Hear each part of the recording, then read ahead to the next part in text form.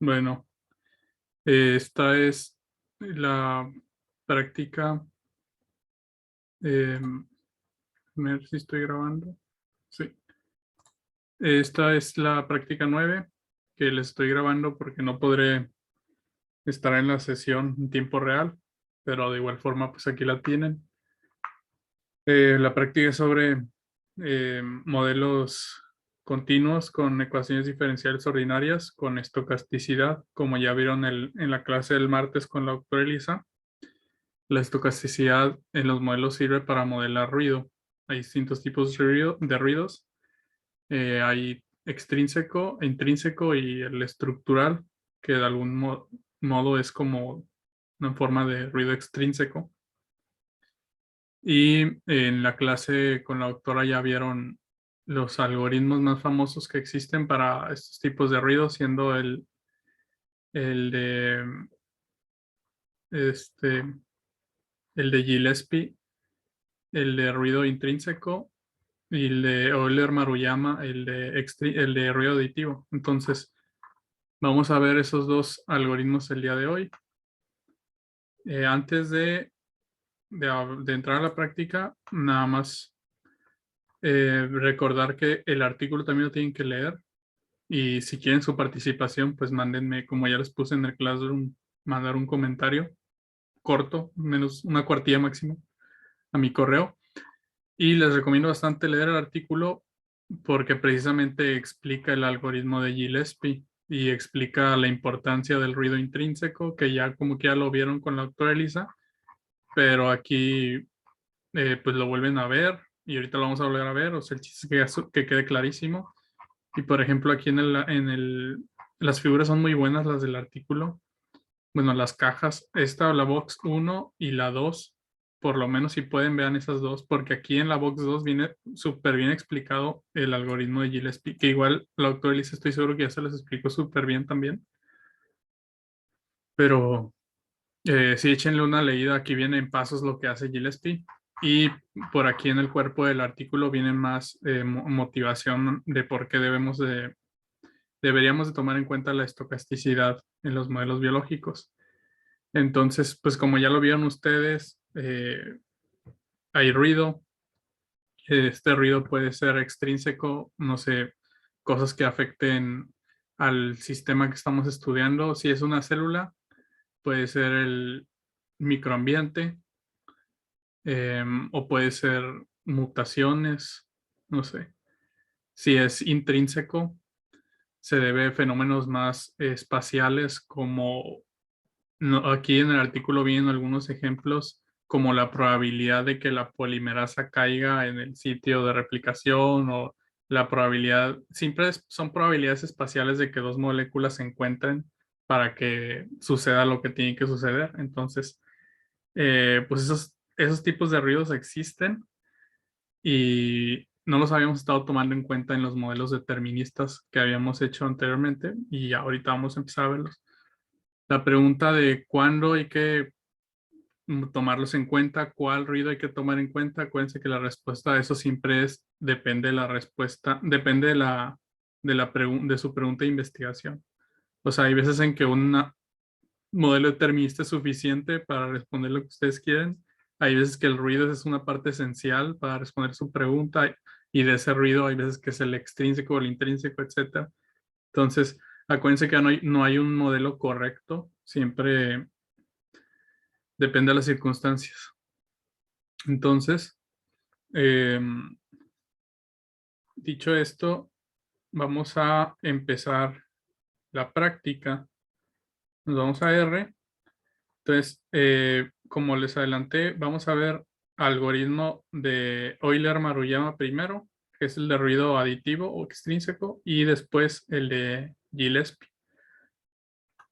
Entonces, como siempre, primero este código pues lo van a tener ahí en su Classroom cuando el jueves, eh, junto con las instrucciones de la práctica, de entregar, etcétera. Entonces, lo primero es cargar grind. Acuérdense de tener grind ahí. Bueno, para ahorita ya después de su examen 2 ya saben qué onda con grind y todo eso. Y luego cargar las librerías ggplot y Gillespie SSA. Entonces, ggplot es para hacer gráficos más bonitos y pues Gillespie SSA es la paquetería donde viene el algoritmo. Como ya les mencionó la doctora Elisa, los algoritmos estos son, es un código que le llaman ecuación maestra, o sea, pues, son cálculos impresionantes que por suerte nosotros no tenemos que hacer nada ya, nada más bajamos paquetería y en 2 clics ya hacen cálculo de toda una vida. Entonces, pues está chido. Y ahí es donde viene aquí en lo de Gillespie. Y acuérdense que antes de poner library, que es para correr la paquetería, si no tienen, por ejemplo, ggplot, estos dos creo que no los tienen instalados, entonces acuérdense que necesitan ustedes poner install.packages y entrecomillado con 2 comillas tienen que poner el nombre ggplot2 y dan enter y así con los 2 paquetes. Si les da un error, pues acuérdense de ver bien que hayan escrito bien el paquete. Si les siguen dando error, acuérdense lo que les digo siempre de correr el estudio como administrador, eso funciona. Pero aunque, o sea, deben de poder, los paquetes deben de poder instalarlos. Bueno, vamos a trabajar con un viejo conocido que es el de modelo de adaptación perfecta. ¿Se acuerdan de X y de R? Que eventualmente uno se adaptaba y ya no necesitaba la señal, ¿se acuerdan? Para quedarse ahí como estable. Entonces, vamos a trabajar con ese modelito. Primero vamos a calcular su estado estacionario. Entonces, bueno, a guardarlo en un objeto. Su estado estacionario ya lo conocemos. ¿Se acuerdan? En una práctica los puse a sacar esto con lápiz y papel, el de X y el de R, que el de X era K3 por S sobre K4 y el de R esto. Entonces vamos a guardar esos 2 estados estacionarios que ya los conocemos de adaptación perfecta en el objeto steady state. Vamos a ponerle parámetros a esos parámetros al modelo. Y vamos a calcular el steady state y yo voy a guardarlo en el objeto SS. Entonces, lo calculamos poniéndole ahí el vector de parámetros. Y si imprimimos SS, nos va a decir que para este conjunto de parámetros, el punto de equilibrio en X es 8.33 y EDR es 0.11. Entonces esto pues ya saben cómo funciona todo esto.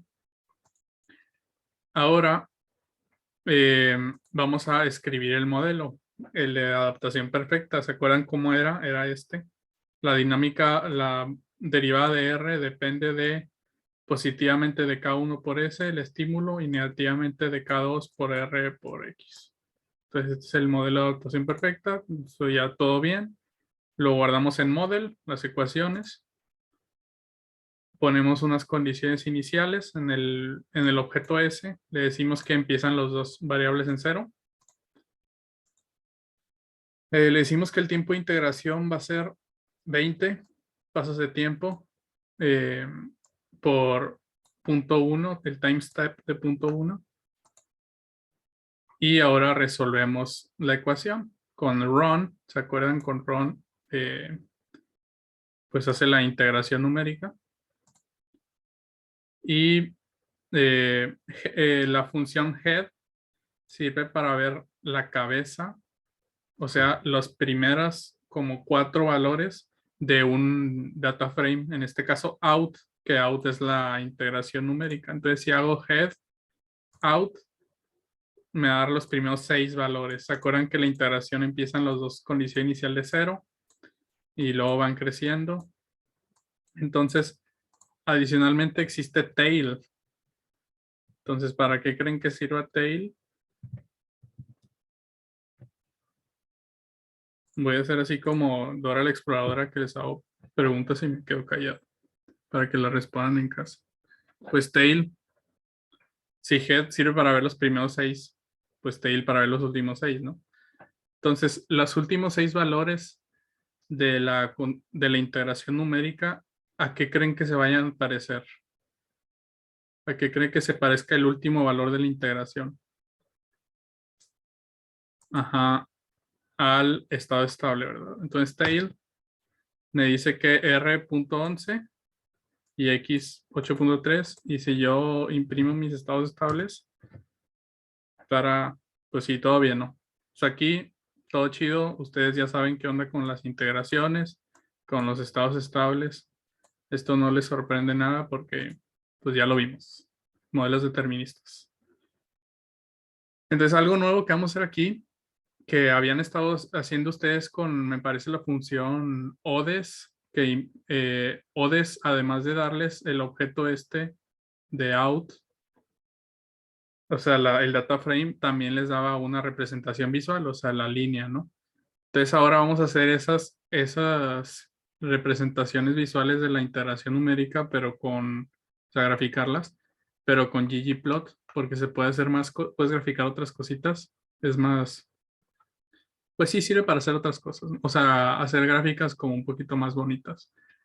Entonces en ggplot, además de pedirle que me grafique out en el eje de la X tiempo y en el de Y R, o sea, voy a graficar las dos por separado, R y luego Y.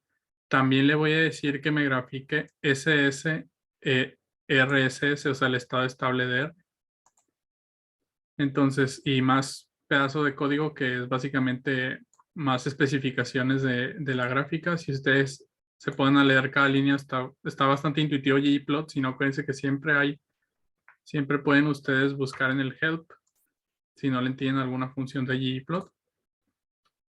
Entonces corro esto y lo que me va a dar es como lo mismo, o sea, la integración numérica pero graficada, ¿no? Entonces vemos que R empieza en 0, hay un pico y luego decrece.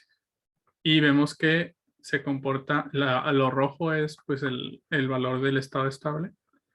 Y ahora vemos la fase transitoria de X, que es lo mismo, nada más poniéndole ahora en la Y igual a X y el XSS.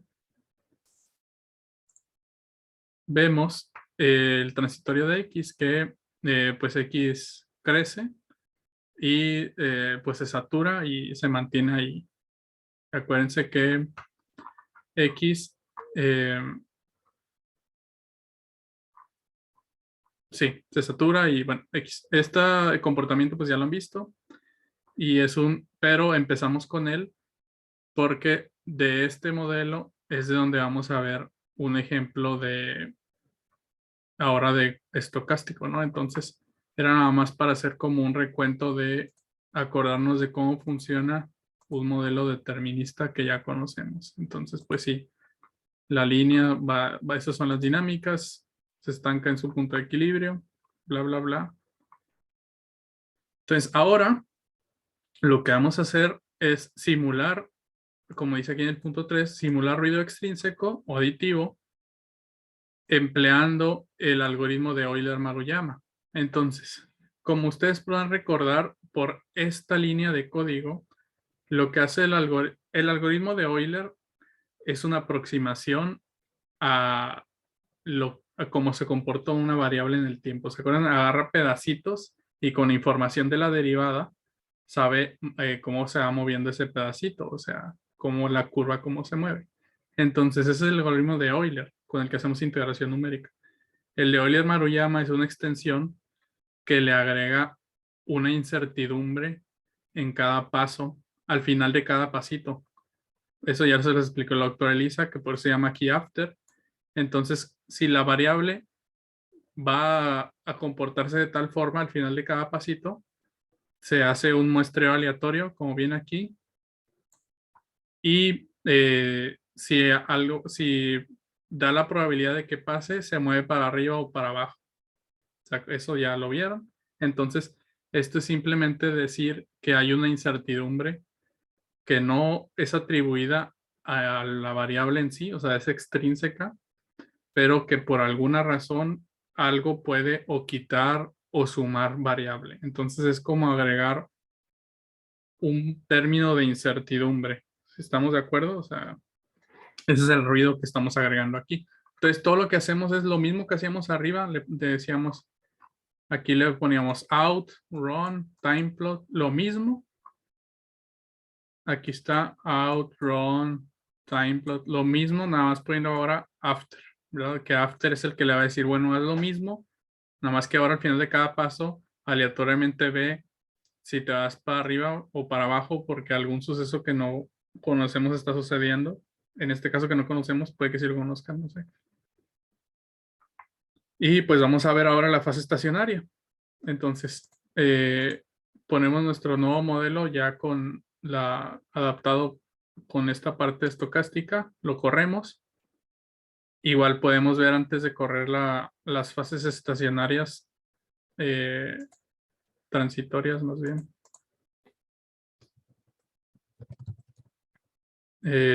Podemos ver lo del head y el tail, lo mismo. Pero bueno, vamos a ver las líneas, ¿no? Es más bonito ver representaciones gráficas. Y pues lo que vemos es... otra cosa importante.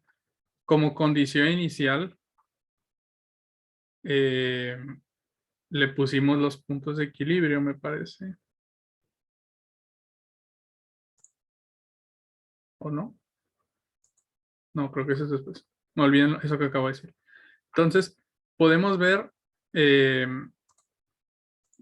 R y X se comportan similar a, o sea, igual se comportan similar a sus puntos de equilibrio, pero vemos que fluctúa, ¿no? En R y en X, en ambos. En X fluctúa un poco menos, en R un poco más. Entonces, esto ya se ve más real, ¿no? O sea, acuérdense que la motivación original es que hay ruido o sea, bueno, más bien hay estocasticidad en los sistemas biológicos en la realidad. O sea, no todo ocurre siempre igual, siempre hay factores no previstos, etcétera. Aunque dos cosas tengan los mismos, que es lo que vamos a ver ahorita a continuación, aunque dos organismos sean isogénicos, tengan el mismo genoma, van a tener distintos niveles de expresión por distintas cosas. Entonces, siempre en los experimentos, o sea, cuando ustedes ven un paper o lo que sea, los puntos se ven así arriba, abajo, de repente sube, de repente baja. O sea, esto es más real. Nunca ven así como curvas perfectas como esto, o sea, en los experimentos. Entonces, pues, ya desde ahorita vemos que pues sí, está funcionando nuestro algoritmo Euler-Maruyama. Que recordar que pues en cada pasito de tiempo dice sube, baja, etc. Entonces aquí ya vimos X y ya vimos R. eh, cómo fluctúa alrededor de su punto de equilibrio. Entonces lo que vamos a hacer ahora es hacer varias simulaciones de estas que acabamos de hacer. Específicamente vamos a hacer 100 y vamos a ver, vamos a recuperar los valores finales de las dos variables y al final esos dos valores finales los vamos a graficar sus distribuciones en un histograma y vamos a ver cómo se distribuyen las frecuencias. Entonces, como seguramente ya lo vieron en la clase de la doctora Elisa y ya lo habrán visto anteriormente, existe algo llamado ley de los grandes números, que dice que un fenómeno, si se repite muchas veces, va a haber una frecuencia a que un desenlace ocurra más que otro. Ejemplo más famoso es el de los dados. No sé si lo conozcan, si no, búsquenlo. Si uno tira dos dados, aparentemente el fenómeno de tirar dados es estocástico, ¿verdad? O sea, una tirada, el resultado de una tirada no depende de la tirada pasada. Entonces eso quiere decir que es estocástico. Si fuera determinista, lo que te salga en una tirada de dados influye en la otra tirada de dados. Esa es la forma más fácil de aprender, diferencia entre estocasticidad y determinismo, con el ejemplo de los dados. Entonces, pero la ley de los grandes números nos dice que si tiras dos dados 100 veces, va a haber un resultado que va a salir más que todos. No sé si lo han visto por ahí. Creo que sí, 7 o algo así, porque creo que hay más combinaciones. No sé, no me acuerdo. Pero si ustedes tiran dos dados 100 veces y los resultados los grafican, les va a salir una distribución gaussiana bien bonito y lo de en medio El que sale más veces, la media, va a ser un número. Entonces es el que tiene más probabilidad de salir. Esa es la ley de los grandes números. Y eso es lo que vamos a ver si sale aquí en nuestro modelo de adaptación perfecta con metiendo la estocasticidad de ruido eh, extrínseco con Euler-Maruyama. Entonces, para ver esto, vamos a simular 100 veces esto mismo que acabamos de hacer, 100 veces, y vamos a guardar el último numerito, el del 100. Entonces, de las 100 simulaciones, ese último numerito lo vamos a graficar.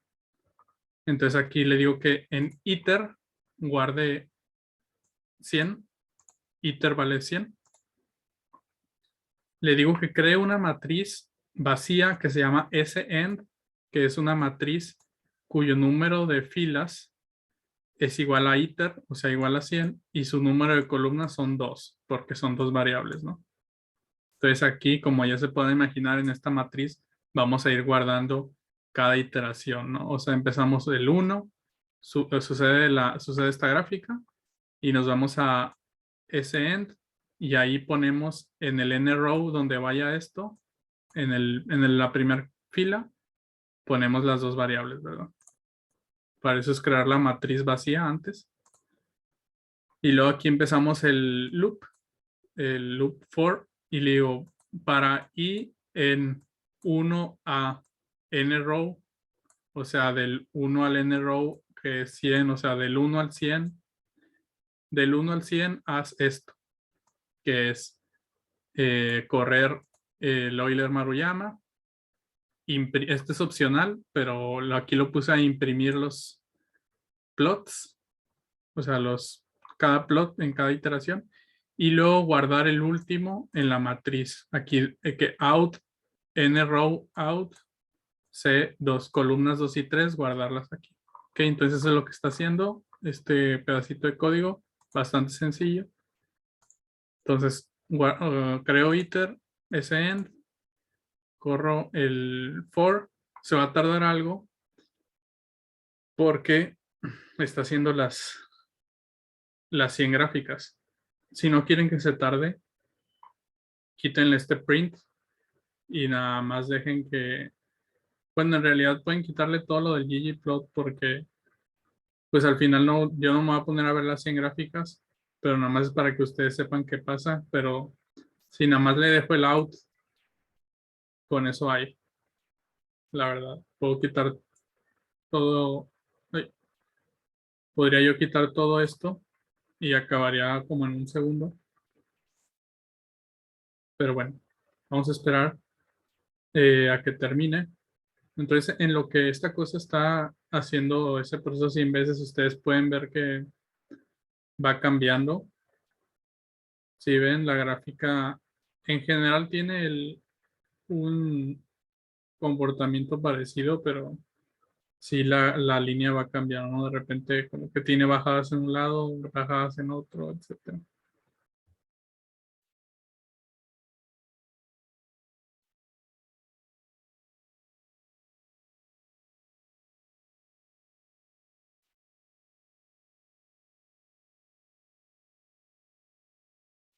Y bueno,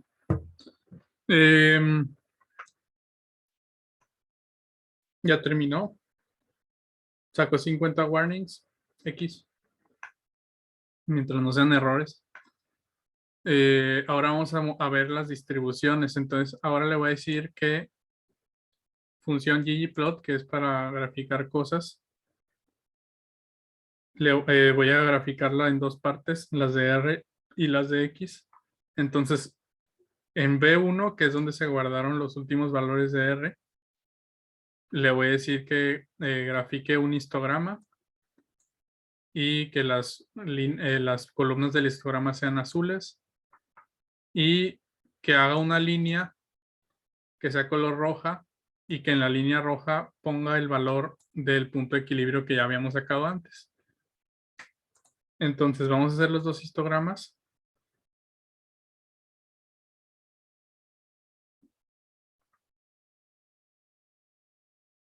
Ok. Olvidé correr esta línea. Me fui directo aquí y me saca un error que dice que el data tiene que ser un data frame. Entonces, por eso en esta línea, ese end lo convierto en un data frame. Ok, no me la salté. ¿Ustedes que no les pase? Corro. Ahora sí. Entonces vemos el histograma de cada barra es la frecuencia con la que un resultado final salió. O sea, en R vemos las R's finales, ¿no? Entonces vemos a una distribución gaussiana y vemos que lo que más sale, bueno, pues sí, la frecuencia mayormente se distribuye alrededor de el punto de equilibrio. ¿Sí ven? Entonces es la ley de los grandes números. Vamos a ver si con R se ve más bonito, creo que sí. Pues sí vemos también una distribución gaussiana, vemos así la campanita y vemos que en medio pues está el punto de equilibrio, ¿no? Entonces, si uno quisiera ver el promedio, o sea, el promedio de todo esto, acuérdense que esto se guardó en ese end, que es lo que tengo aquí, las frecuencias de ese end en el histograma. Si yo quisiera ver, por ejemplo, el de X, el promedio de las frecuencias, bueno, el promedio de los valores finales, en lugar de ver frecuencias, a lo mejor el promedio ayuda más. Si yo le digo min y X es el B2, entonces le digo ese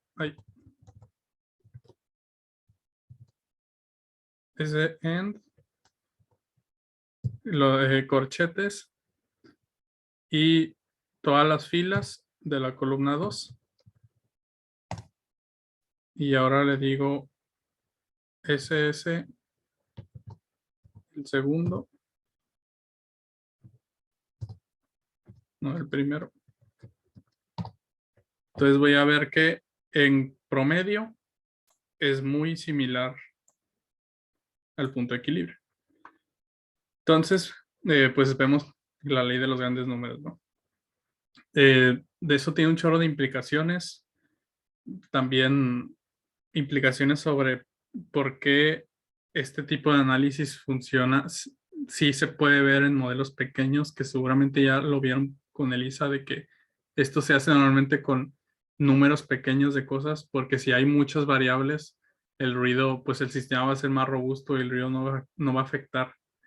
Entonces, obviamente el ruido, que es poco, o sea, estamos poniendo poco ruido, porque pues en realidad pues es poco lo que afecta, digamos, al sistema. Poco ruido no afecta a un sistema de muchas variables porque es robusto. Entonces, al momento de hacer nosotros muchas iteraciones de algo, pues digamos que estamos como que volviendo robusto el resultado, etc. Bueno, eso pues, es un curso aparte de probabilidad y así, pero con lo que quiero que se queden es que, pues, y como dice el artículo, que ahí dice, los científicos deberían de tomar más en cuenta que los fenómenos biológicos son fenómenos probabilísticos, y pues sí tienen razón. Entonces, ahora vamos a ver ruido intrínseco. Entonces, recordemos que el ruido intrínseco lo vamos a modelar, como dice el artículo, con el algoritmo de Gillespie. Entonces, aquí les pongo esto para recordarles que estas son las ecuaciones del modelo de adaptación perfecta. Entonces, el algoritmo de Gillespie es, o sea, ya adaptado aquí a código, es bien cortito. Nada más le decimos que los parámetros son estos. Esta objeto nu son una matriz de probabilidades que, bueno, si tienen más dudas, acuérdense que pueden ustedes, el algoritmo en sí de Gillespie es SSA. Entonces, si ustedes ponen signo de interrogación SSA, ponen enter, les sale la ayuda de algoritmo de Gillespie y aquí pueden ver para qué sirve cada cosa, para qué es XO, que es los estados iniciales. A son los vectores de funciones, o sea, A son las reglas, las funciones, estas. Por eso los puse ahí arriba para acordarnos. Nu es la matriz de cambio, etcétera. Entonces, en A van a poner las reglas, o sea, van a poner cada término así como viene aquí. Cada término entrecomillado y los términos son los de aquí arriba. Cada reacción. Porque acuérdense que lo que hace el algoritmo de Gillespie es que asume que las reacciones no van a pasar necesariamente en un tiempo determinado. O sea, la diferencia con un algoritmo determinista es que dice para cada time step, o sea, si yo le digo ve de 0 a 10 por pasos de punto 1, yo le digo que cada que pase de punto 1, punto 2, punto 3, tienen que ocurrir todas las reacciones. ¿Están de acuerdo? Eso es lo que pasa con un determinista. De punto 1, punto 2, a punto 3, a punto 4, siempre están ocurriendo todas las reacciones en el sistema de ecuaciones. Pero lo que sucede en Gillespie es que solo algunas reacciones van a ocurrir cada que yo estoy cambiando de puntito y los puntos también van a ocurrir de forma distinta. O sea, el time step no siempre va a ir igual. Nada más va a pasar de punto cuando ocurran todas las reacciones. Entonces lo que hace primero es calcular, ¿se acuerdan? Un tiempo de espera. Y luego va sacando probabilidades de que las reacciones ocurran. Entonces esto tiene sentido, por ejemplo, biológico. Si ustedes se imaginan, no sé si se imaginan 4 moléculas nada más ahí existiendo adentro de la célula. O sea, el hecho de que para que una molécula haga reacción, digamos que tiene que haber contacto físico con la otra, contacto físico. Entonces el hecho de que ese contacto físico ocurra no va a ocurrir siempre de que a cada paso de tiempo como un modelo determinista, ¿no? No va a estar así como una máquina siempre. O sea, por azar, de repente van a chocar y va a ocurrir. Entonces eso es lo que modela el algoritmo de Gillespie, o sea, toma en cuenta fenómenos espaciales. Por eso es que dice de que, bueno, esta cosa va a ocurrir cuando ocurra, ¿no? Por una probabilidad dada. Y bueno, esa explicación más chida, les digo, la pueden ver en el box 2 del artículo. Y igual Elisa ya se las dio, me parece, con el ejemplo de los cocos, de que quédatele viendo la palmera a ver cuándo se cae el coco. Y entonces vamos a crear P, NU, X0, A, TF. Y en out vamos a guardar el resultado del algoritmo Gillespie.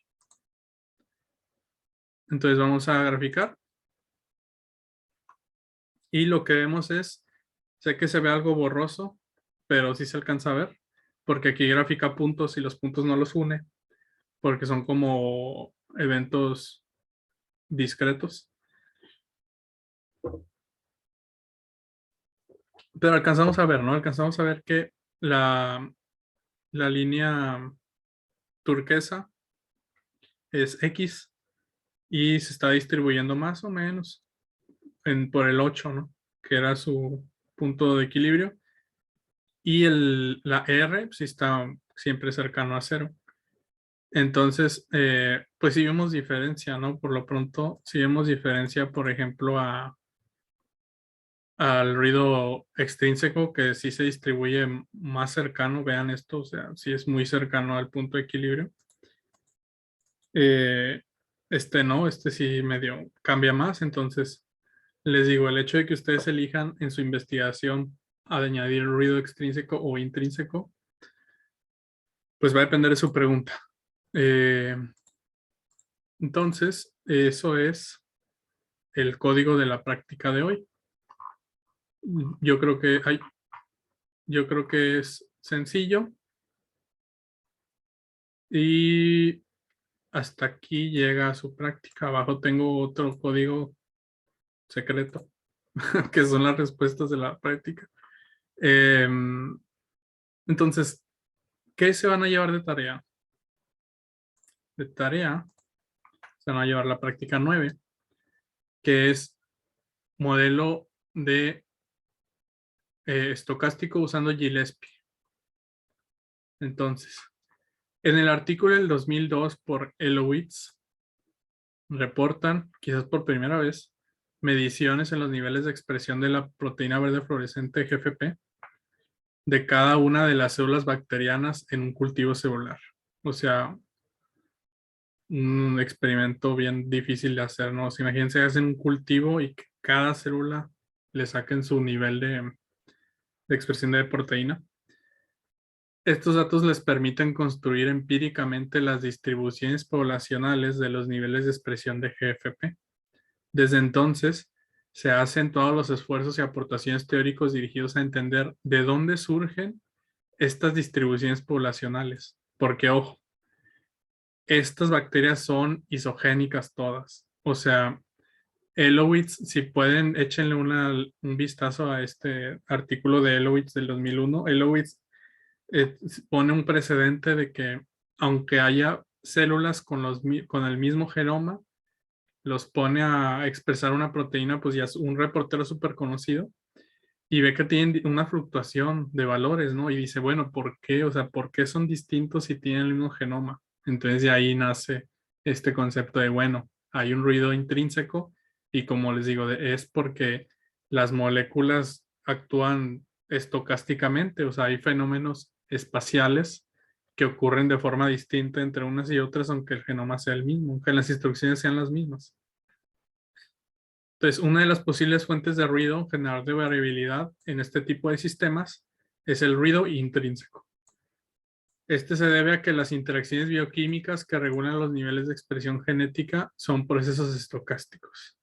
En esta práctica vamos a simular este proceso estocástico de producción y decaimiento de la GFP. Para ello utilizaremos el algoritmo de Gillespie, que les acabo de enseñar. Entonces, su práctica es sencilla, hasta un punto que se vuelve complicada, pero la mayoría es sencilla. Entonces, lo primero, dice, el sistema bioquímico de formación y degradación de GFP se da por estas reacciones. O sea, algo bien fácil. Producción, degradación y ya. Primera pregunta es, describe con sus palabras estas reacciones. Ahora, vamos a ignorar las cosas estocásticas y me van a describir este sistema de ecuaciones, esta cosa en sistema de ecuaciones. Y me van a decir si tiene solución analítica y si sí, cuáles. Hint, solución analítica, ya lo vieron en su clase del martes. Otro hint con un ejemplo igual a esto, pero con otro nombre, pero el mismo. Y otro hint, en el artículo viene esto. Entonces, o sea, esto lo tienen que sacar bien sí o sí. Ahora elige una condición inicial y valores para los parámetros. Utiliza R, MATLAB pues no. Y simula estocásticamente el sistema. Entonces lo que van a hacer es usar R usando esto último nada más. Van a meter ahora, en lugar de adaptación perfecta, o sea, lo que le van a cambiar es lo de la A. Van a meter ahora las reglas, pero del de GFP.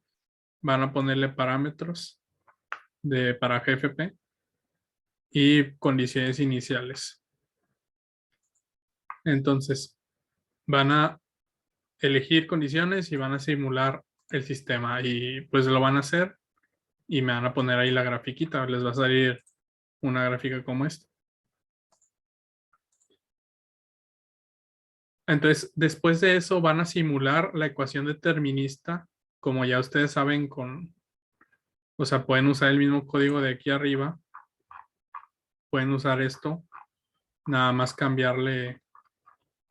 Se pueden usar, el chiste es que usen este código, nada más que le cambien el estado estable.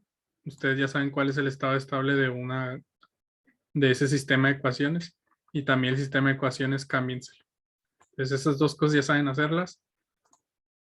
Van a simular la ecuación determinista y van a comparar con su contraparte estocástica. O sea, van a sacar esta figura y van a sacar esta figura, ¿verdad? Bueno, no esta, sino la primerita. Porque eso también es estocástica. Van a sacar esta. Esa, ¿verdad? Van a sacar esa y van a sacar esa y van a comparar la pregunta 4.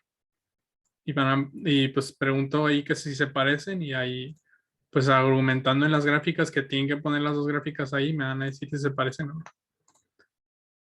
Ahora van a volver a simular estocásticamente, o sea, van a volver a hacer esto de la pregunta 3 utilizando las mismas condiciones y los mismos parámetros. Y me van a decir si se parece a su primera simulación estocástica. Y en comparación van a volver a hacer la 4 y me van a decir si se parece la determinista, las dos deterministas entre sí, y pues van a discutir. Obviamente esto ya saben cuál es la respuesta desde ahorita.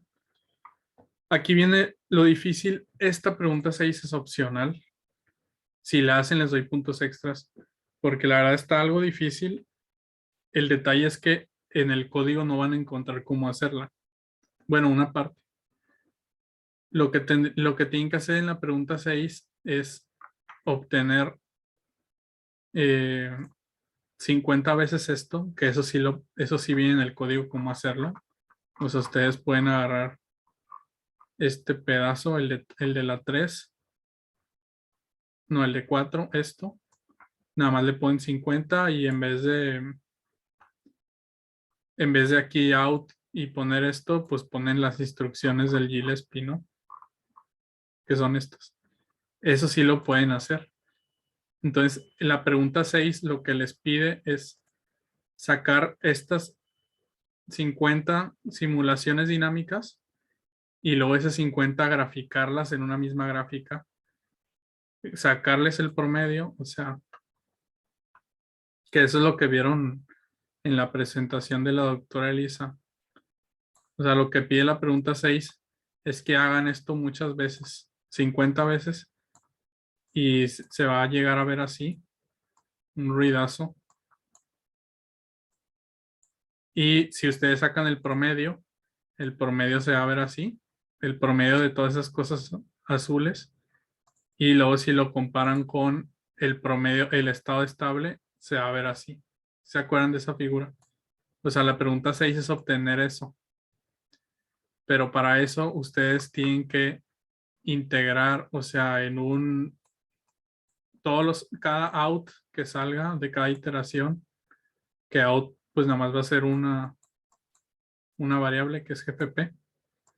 Cada out lo van a tener que estar guardando. 1, 2, 3, va a tener 50 columnas, más la columna de tiempo. Y luego eso lo tendrían que graficar. Lo difícil de eso es que recuerden que el tiempo ya no está, ya no hay un time step preestablecido. O sea, este 333 va a estar cambiando porque pues ya saben cómo funciona Gillespie. Entonces tienen que hacer una regulación de aquí del tiempo porque si le ponen, si esto mide aquí a esto y luego así, o sea, si mide diferente las filas, pues no se puede graficar, no les va a marcar un error. Para graficar algo tiene que medir todas las líneas igual. Entonces para eso ustedes tienen que hacer que es esto que viene aquí, regularizar tus vectores GFP en una gradilla uniforme y tienen que hacer Entonces, si ustedes quieren romperse el coco, intenten hacer la pregunta 6 y les doy puntos extra. Si no, no se va a penalizar. Y nos vamos a la pregunta 7, que esta sí tienen todas las herramientas en el código para hacerlo. Obtén la distribución poblacional para el tiempo final de tu simulación estocástica. Compara la media poblacional que obtengas con el estado estacionario del sistema determinista. Argumenta basándote en la gráfica que obtengas. Entonces, esto es exactamente lo mismo que lo que hicimos en el punto 4. ¿Están de acuerdo? Aquí en el punto 4 hacíamos varias iteraciones, guardábamos la cosa final, el número final, y luego ese número final lo comparábamos con el estado estable. Y ahí dice que el promedio, pues el promedio ya se nos enseña a sacarlo. Entonces, lo único que tienen que hacer para resolver las 7 es a esto, tienen que, en lugar de esta línea, la tienen que cambiar. En lugar de que haga esto de run, state, bla, bla, lo que tiene que hacer es que pongan ahí adentro del loop esto, ¿verdad? O sea, las cosas que ocupa el Gillespie. Nada más que ojo con esta parte. esta parte. Muchas veces ustedes del objeto out, tienen que sacarle, porque lo que en el objeto out está guardado la integración, ¿no? Entonces lo que quiero es lo último, el último valor de la integración. Entonces le digo de out, sácame esto. Entonces no sé, el objeto out en Gillespie y en Euler Maruyama es distinto. Miren, si yo corro, vamos a correr Gillespie.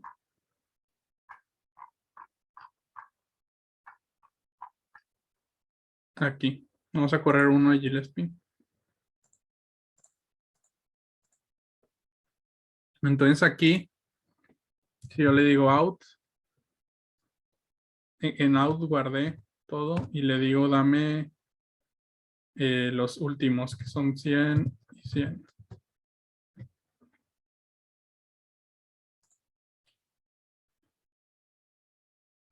Bueno, olvídenlo, se escribe diferente, pero bueno, a lo que voy es que el objeto out se ve así.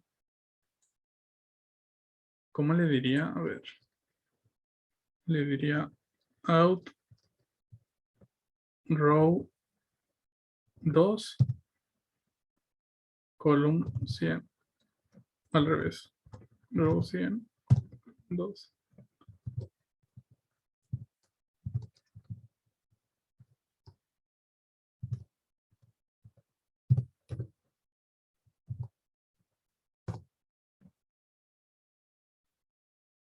Chale, ¿cómo era esto? Un poco oxidado en R, perdón.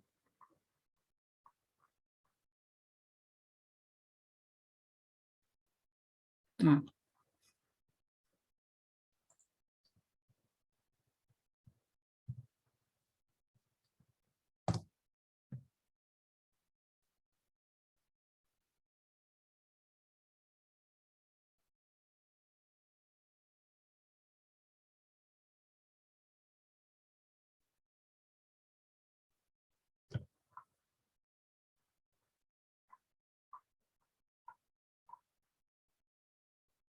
bueno, a lo que voy es que eh, esta instrucción les digo que de la pregunta 7 se resuelve agarrando esto del punto 4, pero cambiándolo.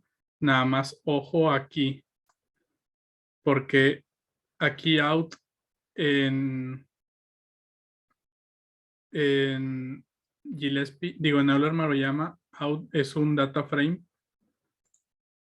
Y en Gillespie, miren, ahora voy a correr Gillespie.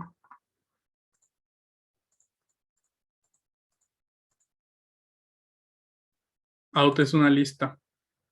Ok. Y esa lista, los valores que ustedes quieren están en out y en data. Entonces, le pican aquí y así tienen que llamarlo. Ok. Lo que ustedes llamaban en el 4 de esta forma, out, ahora se tiene que llamar out data. Ok. Entonces, a lo mejor ahorita no entienden bien, pero cuando se pongan a hacerlo van a ver de lo que hablo. Y ya, entonces, sí sale, o sea, sí tiene que salir, nada más, ya les dije la respuesta, nada más es moviendo eso es lo único raro, lo demás pues nada más quiten todo y pónganle la instrucción del Gillespie y pues obviamente cámbienle, porque ahorita el Gillespie está puesto como con el modelo de adaptación perfecta, nada más cámbienle a esto de GFP. Y ya esa es la práctica, está bastante sencilla. Eh, Les voy a subir, como siempre, a Classroom tanto el código que les mostré, el PDF de la práctica y las indicaciones. Como siempre, tienen hasta el lunes antes de la 1 de la tarde. Eh, y pues ya, también como les mencioné, la siguiente semana ya les entrego calificaciones de su examen y de las prácticas pendientes por evaluar. Entonces, creo que es todo. Cualquier duda que haya, me pueden escribir. Nada más que ya saben que en fin de semana está difícil que conteste, pero pueden escribirme mañana, el viernes, el lunes. Yo confío en que van a poder hacer esta práctica, aunque no tuvimos dudas ahorita en vivo, pero bueno, este, pues sería todo. Suerte y nos vemos el próximo jueves para su última práctica antes de irnos de vacaciones. Bye.